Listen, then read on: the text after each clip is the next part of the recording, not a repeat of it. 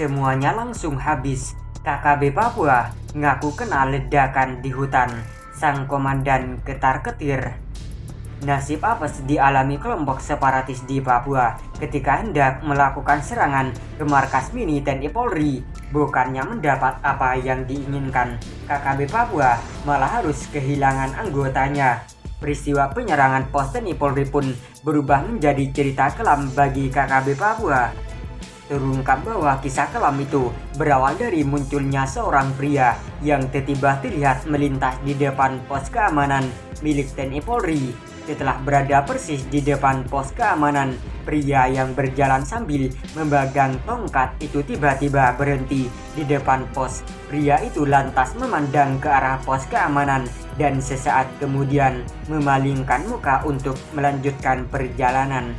Hal yang aneh dilakukan pria tersebut adalah mengangkat tongkat kayu yang dipegangnya lalu menunjukkan ke arah tanah. Gerakan aneh tersebut dilakukan sebanyak 2 kali, kemudian sosok tersebut berlalu pergi dari tempat itu. Melihat pemandangan yang tak lazim tersebut, prajurit TNI yang berada di pos keamanan lantas menyapa sosok yang tak disebutkan namanya itu. Aparat TNI menyapa terlebih dahulu karena sosok tersebut adalah orang yang dikenal yang beberapa waktu sebelumnya pernah memberikan isyarat tentang serangan KKB ke TNI Polri. Kala itu pria tersebut mengisyaratkan bahwa akan ada serangan kelompok kriminal bersenjata ke arah pos keamanan. Isyarat itu ternyata benar adanya karena beberapa hari berikutnya segerombolan orang tak dikenal mendatangi pos keamanan dan menyerang aparat TNI Polri. Oleh karena itu, ketika gustur tubuh pria itu memperlihatkan gerakan tangan yang aneh, tanda-tanda itu pun langsung direspon oleh aparat TNI Polri. Setelah pria itu menjauh dari pos keamanan, aparat TNI Polri pun langsung mengambil langkah konkret. Dengan kemampuan analisa militer yang dimiliki, prajurit TNI Polri pun mulai siaga. Ini dilakukan lantaran momen buruk dikhawatirkan akan segera menerjang markas mini TNI Polri di wilayah pedalaman Papua itu. Makanya sepanjang hari aparat TNI Polri benar-benar siaga untuk meladeni kelompok separatis yang diprediksikan bakal menyerang. Namun apa yang dinantikan itu tak kunjung datang. KKB yang biasanya bertindak nekat sepanjang siang itu tak menampakkan batang hidungnya. Meski demikian, aparat terlatih kebanggaan NKRI itu tetap siaga sebab yang dinantikan adalah hal yang amat berbahaya.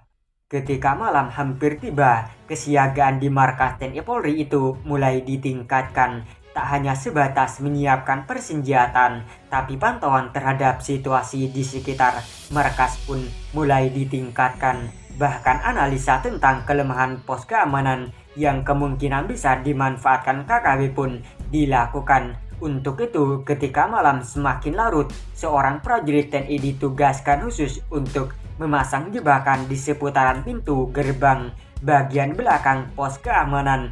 Tugas itu pun berakhir sempurna dan beberapa ranjau terpaksa dipasang agar memudahkan TNI Polri memantau kehadiran KKB. Detik-detik berlalu dalam situasi yang cukup mendebarkan. Bahkan ketika hari semakin larut, kesiagaan semakin ditingkatkan. Dalam penantian dan menegangkan itu, pantauan ke sekitar pos keamanan ditingkatkan sebab waktu yang dikhawatirkan pasti akan segera datang.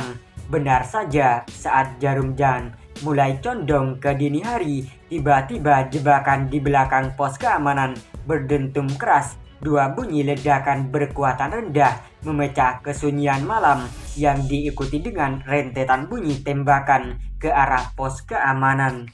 Dalam situasi tersebut, prajurit TNI pun terpaksa meladeni serangan dini hari tersebut agar tak membuang-buang peluru. Prajurit TNI Polri terpaksa memilih serangan. TNI Polri tak menghambur peluru sebagaimana yang dilakukan kelompok kriminal bersenjata. Yang dilakukan TNI Polri adalah membalas tembakan terlebih-lebih dari senjata yang memuntahkan peluru ke arah pos keamanan. Artinya hanya senjata yang menembak ke arah pos keamanan yang dibalas pula dengan tembakan oleh TNI Polri. Sementara KKB yang tak menembak tak dibalas pula oleh prajurit terlatih kebanggaan Indonesia. Dalam pola tersebut, yang hendak ditunjukkan TNI Polri ke KKB adalah hentikan kebiasaan menyerang, sebab hal seperti itu bisa dilakukan pula oleh TNI Polri.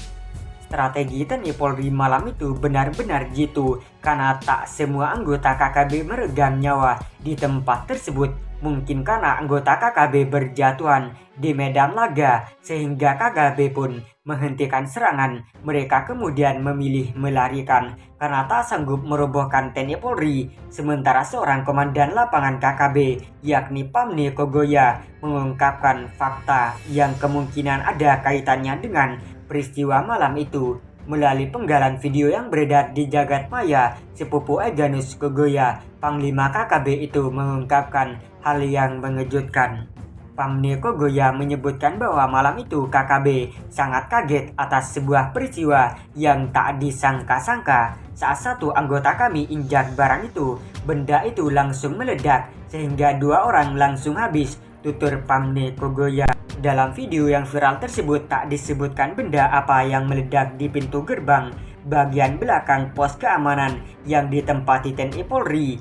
Tak diperlihatkan pula lokasi kejadian benda itu meledak, bahkan tak terlihat sama sekali suasana yang ada di TKP tempat kejadian perkara. Yang terlihat dalam video viral tersebut hanyalah keberadaan situasi di sekitar markas mini TNI Polri. Tak disebutkan kapan peristiwa itu terjadi dan di wilayah mana kejadian tersebut. Bahkan Pamni Kogoya, Komandan Operasi Lapangan KKB, juga tak menyebutkan siapa saja yang jadi korban dalam peristiwa kelam itu. Ia hanya menuturkan bahwa ketika benda itu diinjak, barang itu langsung meledak dan anak buah langsung habis di tempat itu.